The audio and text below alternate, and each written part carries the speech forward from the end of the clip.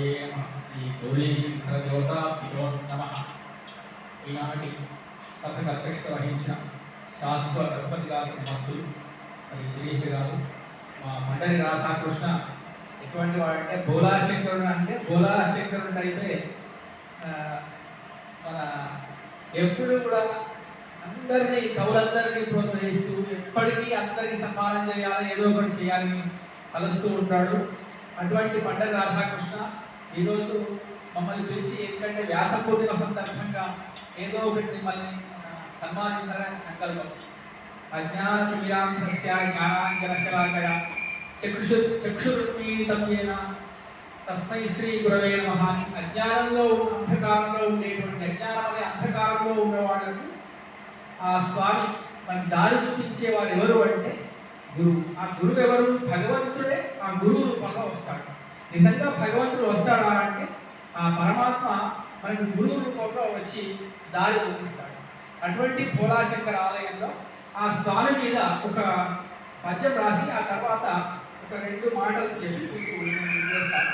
అంతేకాకుండా అప్పుడు ఆ స్వామి భోలాశంకరుడు నిఖిల లోకాలన్నీ నిద్రించు వేళలో తాండవమాడెడి తాపసేంద్ర ప్రళయ కాలములో భస్మరాశులవోలె పాపాలు తొలగించు పావనాత్మ ఆది భిక్షువు నీవు ఆద్యంతములు నీవు అల్పులనే నీవు నిశ్చలాత్ముడవీవు నిధనపతివి నీవు ప్రమథగణాలకు ప్రాణమీ నరుల బాధలు చూసి గరళము సేవించి నీలకంఠుడవీవు కాలచంద్ర సర్వభూతాత్మలందున సాక్షి నీవు పార్వతీ ప్రియవల్లభ పావనాత్మ శివము కూర్చకరావయ్య చిత్తమందు శరణు వేడద కావు మా శంభుదేవ అని ఆ శంభుదేవుడు అంటే భోలాశంకరుని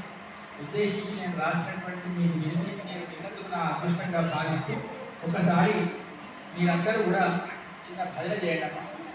శంకర శివ శంకర శివ శంభో మహాదేవ శంకర శివ శంకర శివ శంకర శివ శంభో మహాదేవ శంకర శివ శంకర శివ శంకర శివ శంభో మహాదేవ శంకర శివ.